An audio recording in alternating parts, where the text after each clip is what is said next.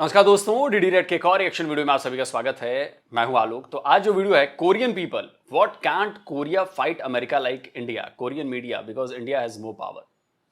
तो भाई Korean media में भी अब इस बात पर चर्चा होने लगी है जो अमेरिका और भारत के बीच एक तरह से कहूं कि कोल्ड वॉर चल रही है, टैरिफ वॉर कह लीजिए या जो भी कह लीजिए। ये मैं फिर कहता हूं, ये टैरिफ वॉर नहीं है, ये कुछ और लड़ाई है। अगर टैरिफ वॉर होती तो सिर्फ बिजनेस की बात रहती, लेकिन अब तो और भी बड़ी बड़ी बातें हो गई हैं। अभी उनके जो सलाहकार हैं नेवारो जी, स्क्रीनशॉट लगा देता हूं, अब उनका कहना है कि जी ब्राह्मण जो हैं भारत में वो ज़्यादा पैसे कमा रहे हैं। ये जो रशिया से तेल की डील हुई और रशियन तेल जो भारत खरीद रहा है, उससे भारत के ब्राह्मणों को फ़ायदा हो रहा है। मतलब आप बताइए ज़रा कि इससे कोई सेंस बनता है आपका? लेकिन अमेरिकन्स को सेंस है। जो टूल किट है वो एक्टिवेट हो चुका है। अमेरिका को हमारी कास्ट पॉलिटिक्स में बयान देने की क्या जरूरत थी, वो भी इस मौके पर। बिहार में चुनाव है, समझ रहे हैं, और बिहार में आपको पता है कि कास्ट पॉलिटिक्स कितनी बड़े पैमाने पर की जाती है। और नवारो के बयान को लोग यहां पर, हमारे देश के भीतर लोग डिफेंड भी करने लगे हैं। ब्राह्मण्स, आप जरा इस को समझिए कि किस कदर ये लोग चिढ़े हुए हैं भारत के डेवलपमेंट से, कि वो लोग चाहते हैं कि हर जगह कुछ ना कुछ आग भड़काकर, लोगों को उकसाकर। अब देखिए, ये ब्राह्मण का नया एक ये घुसा दिया इन्होंने इसमें। वरना आप समझिए कि अमेरिका में इलेक्शन होने वाले हों और भारत की तरफ से बात करी जाए कि हाँ गोले गोरे अश्वेत और ये और वो, वहां पे दंगा, ये ड्रग्स, मतलब नहीं है ना यार, उनका मामला है, वो अपना समझे। लेकिन ये बयान जानबूझ कर दिया है, ये बयान जानबूझ कर दिया है कि जातिगत भावनाएं भड़काई जाएं। हिंदू मुसलमान तो ये लोग कर ही रहे थे, अब हिंदुओं के अंदर जो जातियां हैं उनमें भड़काया जाए कि रशिया से तेल खरीदकर फायदा ब्राह्मण्स को हो रहा है। आपको कोई लॉजिक लगता है तो बताइए भाई। चलिए वीडियो देखते हैं कि कोरियन मीडिया जो है वो क्या करिए। इंडी वर्ल्ड एंटरटेनमेंट का वीडियो है। तो कोरिया में इंडियन की मिसाल दी जा रही है। इंडिया और इंडियंस की जो पॉलिसी है, पूरा वीडियो तो मैंने नहीं देखा है, बट एक पोर्शन मैंने वीडियो को देखा है जिसके लिए मैं बोल पा रहा हूँ। हालांकि मीडिया रिपोर्ट पता नहीं, शायद वो टिपिकल कोरियन वाला ही होगा, जहां पे वो खुद को सुपीरियर बोलते हैं, इंडिया को इंफीरियर बोलते हैं। बट वो तो मैं आपके साथ ही देखूंगा वीडियो और डिस्कवर करूंगा। फिलहाल मैंने एक पोर्शन जो देखा है कि कोरिया जब इंडिया को देखता है तो इंटरनली आवाज उठता है कोरिया में कि इंडिया जिस तरीके से ट्रंप और अमेरिका को सामना कर रहे हैं, डिफाइंस दिखा रहा है, कोरिया में वो कोरिया के लीडर्स वो क्यों नहीं कर पा रहे हैं। तो इंडिया जैसे कि एक फ्लैग बियरर हो चुका है पूरे सारे ही दुनिया के लोगों के लिए, जो कि अमेरिका तो बेसिकली सारे ही देशों की बुली कर रहे हैं और सारे देश जो है इकट्ठा आ रहे थे। पहले तो उतना साहस नहीं था, बट इंडिया का जब ये स्टांस देखा दुनिया ने, तो अभी हर देश में, इवन साउथ कोरिया में, जो कि खुद को बहुत तीसमान खान समझते थे, इंडिया से बहुत सुपेरियर समझते थे, अभी जाके समझ में आ गया उनको कि असली पावर किसके पास है। अमेरिका को आंख दिखा के डिफाइंस दिखाने का पावर किसके पास है, जो कि अमेरिका के तलवे चाटने वाले कोरिया के पास कभी भी नहीं था और होगा भी नहीं। ये एक सीरीज ऑफ इवेंट्स है, ऐसा नहीं कि इंडिया ने एक दिन वो सेल्फ रिलायंस ये सब कुछ हासिल किया है। बहुत पहले से क्विक डेवलपमेंट का रास्ता नहीं चुना, स्लो बट स्टेडी रास्ता चुना। कोरिया की तरह नहीं कि अमेरिकन इन्वेस्टमेंट से क्विकली तो थोड़ा पैसे आ गए तुम्हारे जेब में, बट ओवरऑल जो डिफाइंस दिखाने का जो अब टाइम है वो तुम प्रॉपरली दिखा नहीं पाओगे, क्योंकि तुमने खुद के इकोनॉमी को प्रॉपरली, मतलब एकदम यूएसए पे बेस्ड कर दिया है, खुद के डिफेंस को यूएसए के हाथ में सौंप दिया है। इसलिए तुम इंडिया की जगह जो है ले नहीं सकते।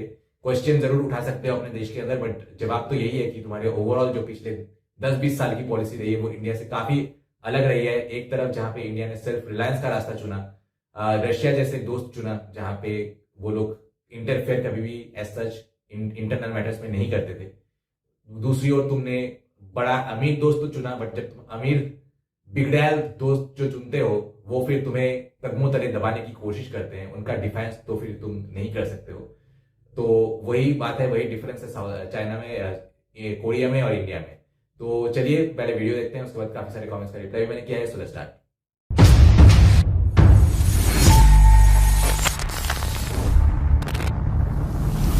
दोस्तों मैंने बहुत सारे बिजनेस पार्टनर्स को, खास करके जो एनआरआईज है, उनके लिए चैनल बना के उनको इंडिया में एक stable source of income generate करके दिया है। अगर आप भी मेरे साथ पार्टनरशिप में चैनल स्टार्ट करना चाहते हैं, जहां चैनल के ओनर आप होंगे लेकिन कंटेंट मैं बना के दूंगा, तो मुझे कांटेक्ट कीजिए इस नंबर पे। बाय द वे, मेरे पहले एसएमएस शॉर्ट फिल्म की हिंदी डब वर्जन आ चुकी है। अगर आप देखना चाहते हैं तो डिस्क्रिप्शन में आपको लिंक मिल जाएगा।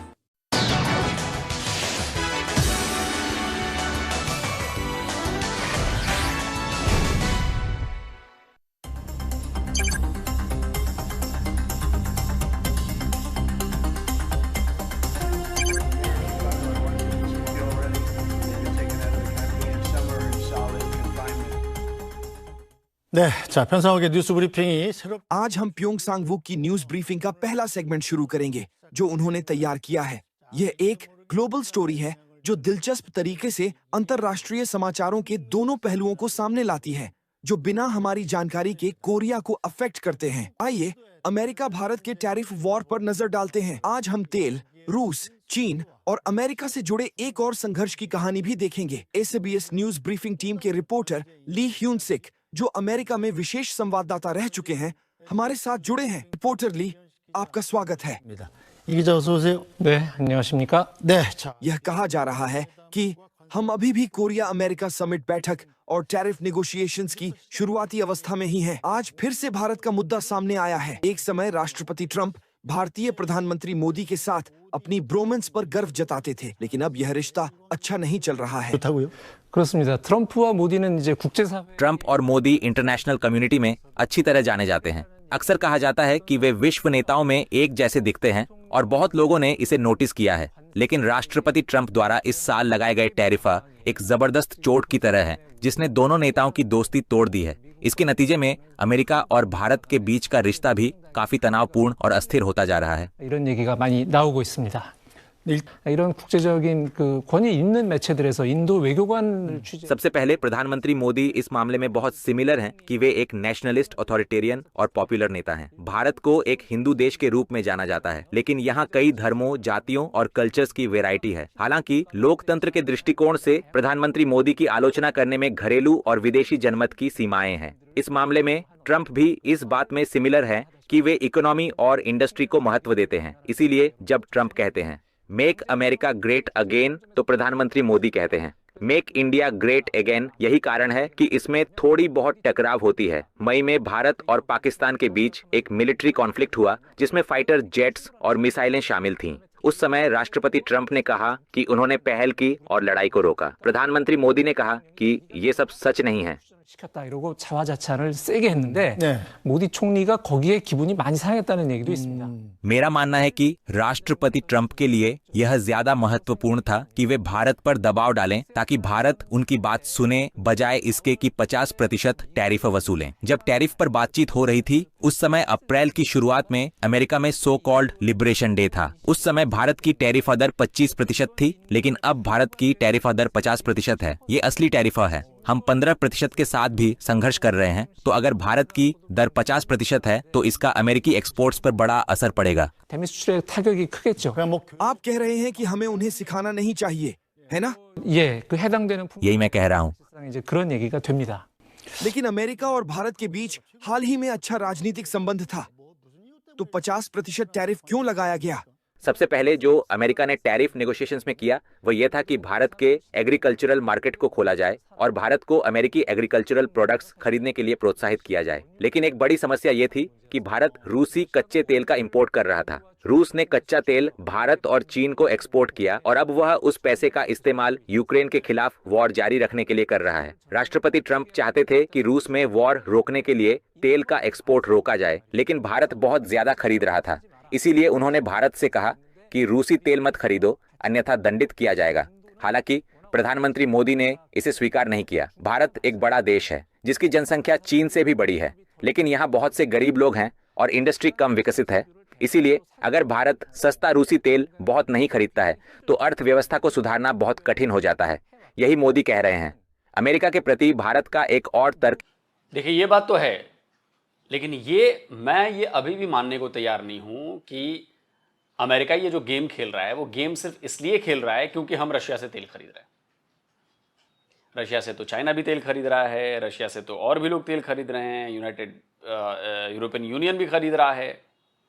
तो मैं ये मानने को तैयार नहीं हूं कि अमेरिका की तरफ से जो टैरिफ लगाया गया है 50% का, वो सिर्फ और सिर्फ भारत के रशियन ऑयल खरीदने की वजह से। मैं इस बात को बिल्कुल भी नहीं मानता, और नहीं मानने की मेरे पास वजह है, नहीं मानने की मेरे पास वजह है। मैं अभी एक डेटा आया है, वर्ल्ड ऑफ स्टैटिस्टिक्स ने एक डेटा दिया है, ये देखिए, who is buying Russian fossil fuels. ठीक, सबसे पहले कोल की बात कर लेते हैं। सबसे ज्यादा कोयला रशिया का चाइना खरीदता है, फिर इंडिया खरीदता है, फिर टर्की खरीदता है, फिर साउथ कोरिया खरीदता है, फिर ताइवान खरीदता है। ठीक है, क्रूड ऑयल की बात करते हैं। चाइना खरीदता है नंबर 1, नंबर 2 इंडिया खरीदता है, नंबर 3 यूरोपियन यूनियन खरीदती है, नंबर 4 टर्की खरीदता है।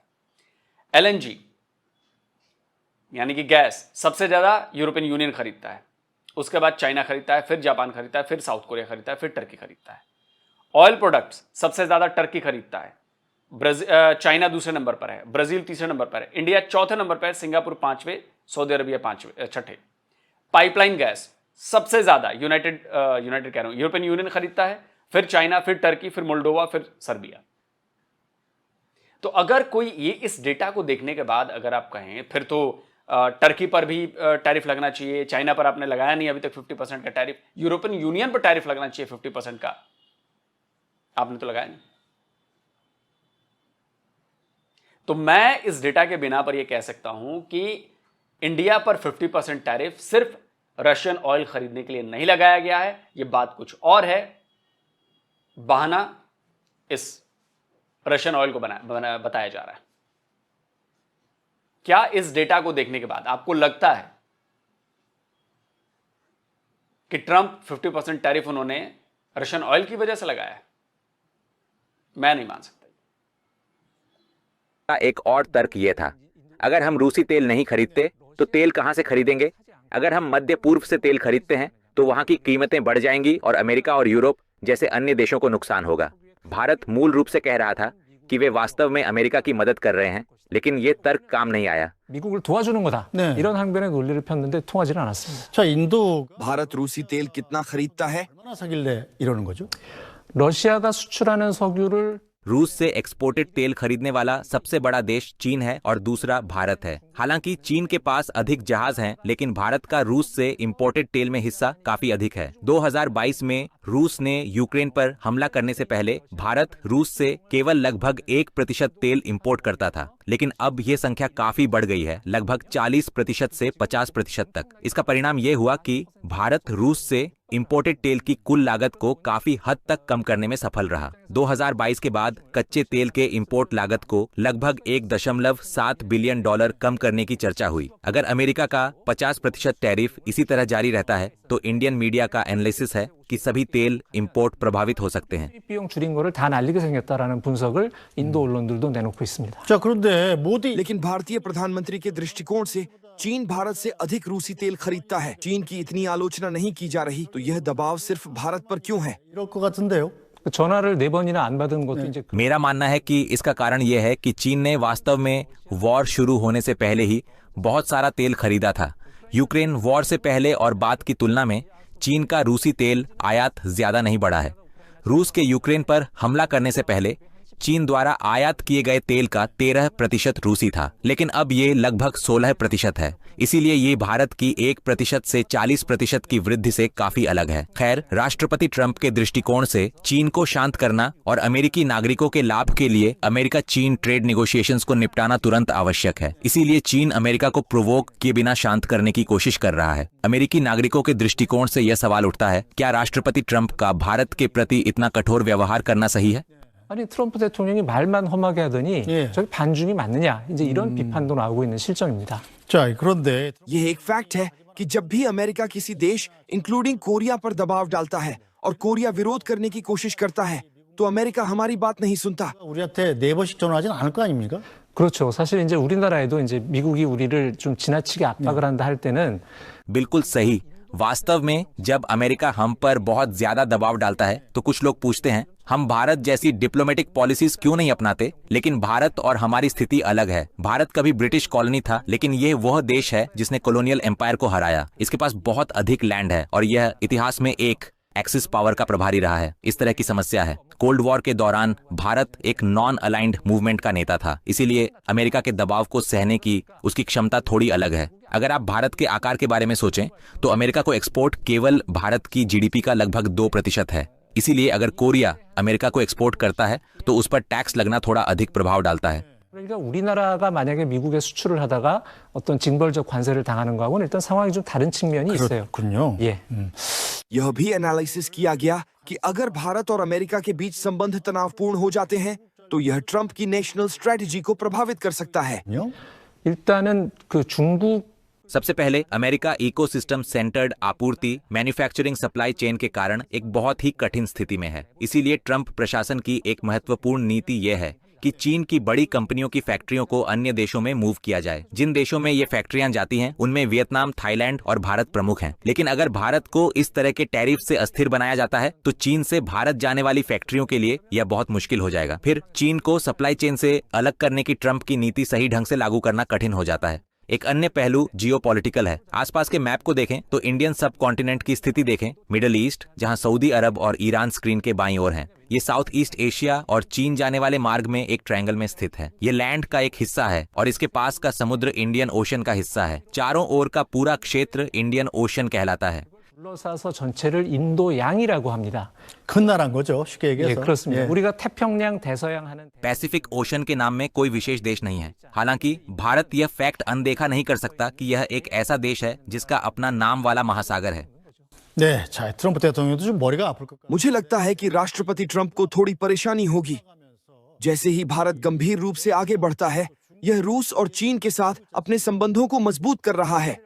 좀 전에 본 지도에서도 알 수가 있듯이 미국의 그동안의 굉장히 중요한 전략은 हाँ, जैसा कि आप अभी जो मैप देख चुके हैं उससे स्पष्ट है कि अब तक अमेरिका की बहुत इंपॉर्टेंट स्ट्रैटेजी यह रही है कि भारत को अपने पक्ष में खींचा जाए और चीन के चारों ओर एक कंटेनमेंट नेटवर्क बनाया जाए। भारत ने अमेरिकी मांगों को पूरा करने वाली नीतियां अपनाकर अमेरिका के साथ बहुत अच्छा संबंध बनाया है, लेकिन ये संबंध ट्रंप के अत्याचार के कारण टूट रहा है। अभी इस वीकेंड से भारत, चीन और रूस के साथ मजबूत साझेदारी दिखाने वाला है। हम अक्सर एक कहावत कहते हैं, मैं तुम्हें अच्छा नहीं बना सकता लेकिन बुरा भी नहीं बना सकता। यही अब भारत ट्रंप के मामले में कर सकता है। इस वीकेंड चीन के तियानजिन में शंघाई सहयोग संगठन SCO के अंतर्राष्ट्रीय सम्मेलन का आयोजन होगा। राष्ट्रपति पुतिन और प्रधानमंत्री मोदी दोनों वहां उपस्थित रहेंगे। रिपोर्ट्स हैं कि चीनी राष्ट्रपति शी जिनपिंग भी संभवतः वहां आएंगे। पिछली बार जब राष्ट्रपति पुतिन ने राष्ट्रपति ट्रंप से सामान्य बातचीत की थी, उन्होंने कहा कि उन्होंने यूक्रेन वॉर के बारे में ट्रंप से बात की। एक समय ऐसा भी था जब उन्होंने प्रधानमंत्री मोदी और राष्ट्रपति शी जिनपिंग को अलग अलग बुलाकर समझाया। तो चीन,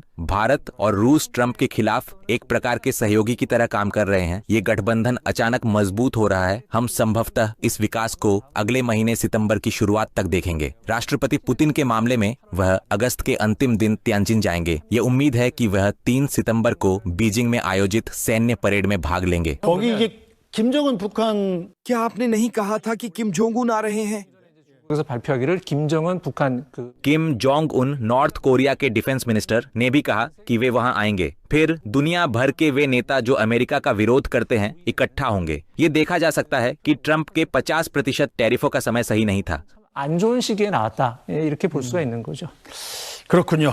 समझ गया। राष्ट्रपति ट्रंप एशिया में संकट की कगार पर हैं। 대통령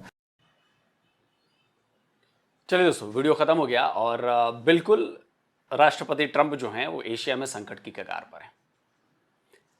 अब ये जो लॉजिक दिया जा रहा है कि भारत रशिया यूक्रेन वॉर को फ्यूल कर रहा है, मतलब रशियन ऑयल हम खरीदते हैं तो रशिया को फायदा हो रहा है, रशिया को पैसे मिल रहे हैं।